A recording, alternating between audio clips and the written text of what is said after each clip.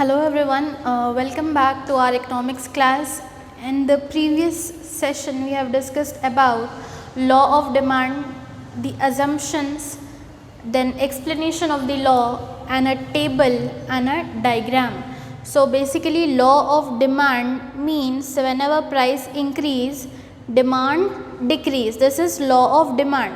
But today we are going to learn exceptions to the law of demand. Exceptions to the law of demand. It is a 5 marks question as well as in 2 marks these side headings you are going to get in that. Alright. So what do you mean by exceptions? Exceptions to the law of demand means where this law is not applicable, where this law does not work. Okay. So these are the following 4 points. There are 4 exceptions to the law of demand. Okay. That means in 4 cases the law of demand does not work. What law of demand is saying? Price increase, demand decrease. But exceptions are saying that price increase, demand also increase. So this is the exception. Whenever I am explaining any of this topic, the conclusion will be price increase, demand increase. That means it is an exception to the law of demand.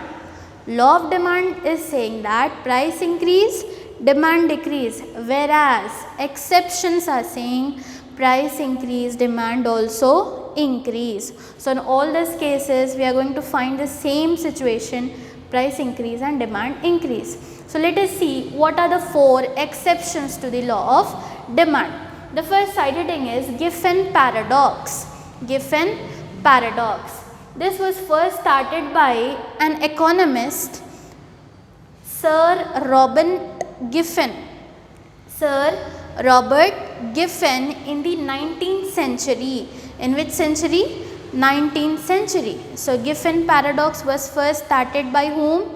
Sir Robert Giffen in 19th century. So Robert Giffen have observed that low paid workers means low salary workers in England.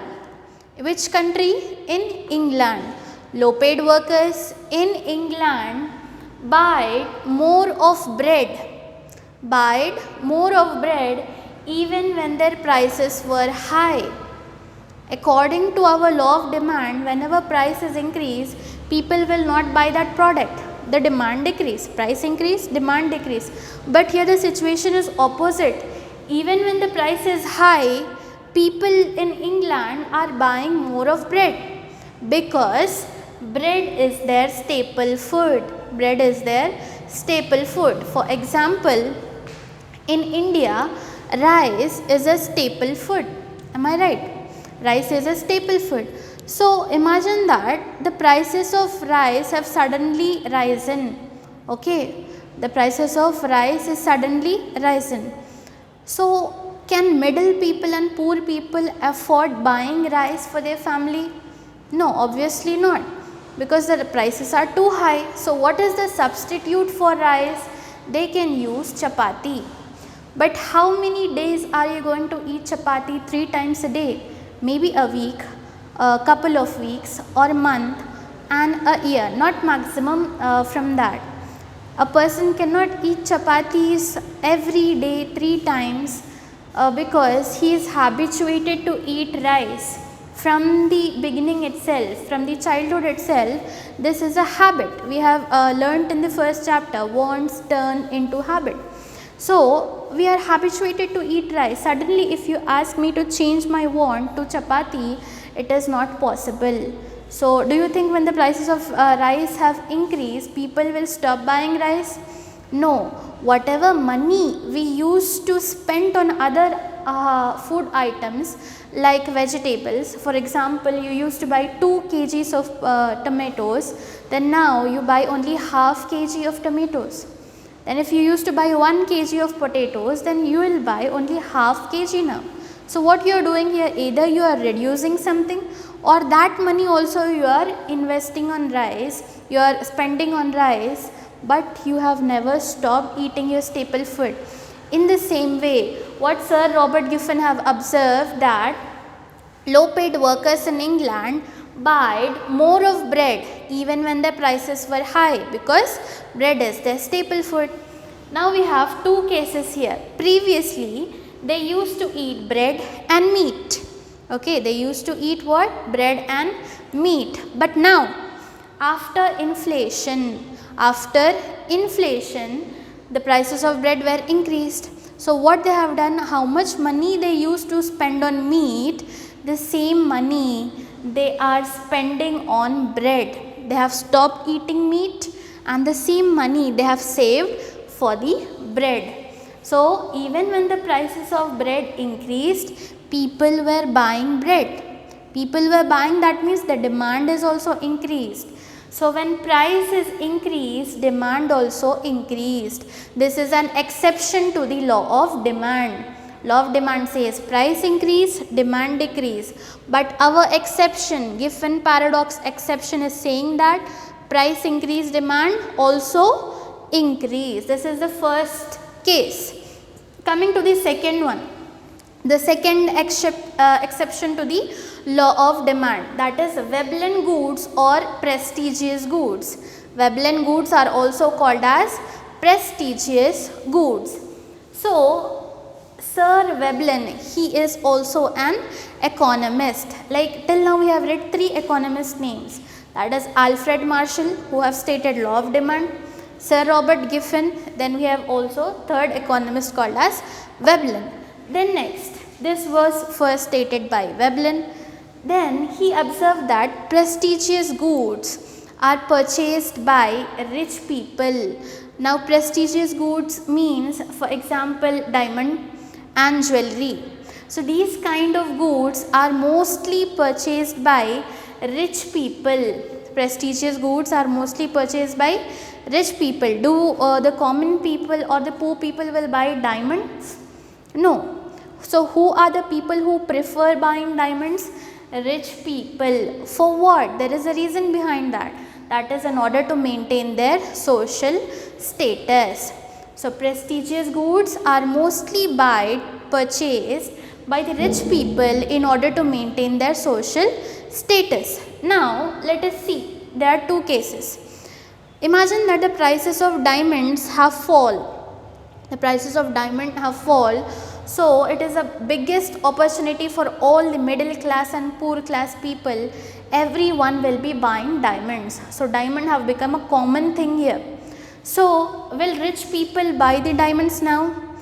No, the rich people will not buy diamonds now, because they may lose their social prestige or they may lose their social status in their society. Because of this fear, the rich people will not buy when the price is less. Okay, then when the rich people will buy, rich people mostly buy such kind of goods when the price is high. So when the price is high, the rich people are buying, demand is also high. Therefore when price is also increasing, demand is also increasing. That is an exception to the law of demand. Till now two side headings completed. The first one was Giffen paradox. Second one was Veblen goods, which are also called as prestigious goods. Coming to the third side heading, speculation. Speculation means the prices may increase in future. Okay, for example, we can take share markets. Which market? Share market, where shares are bought and sold. Okay. Now let us see, whenever the prices of commodity is rising, the common people or the people will think that it may rise further in future. For example, the tomatoes or any commodity whose price is less and suddenly it have increased a lot.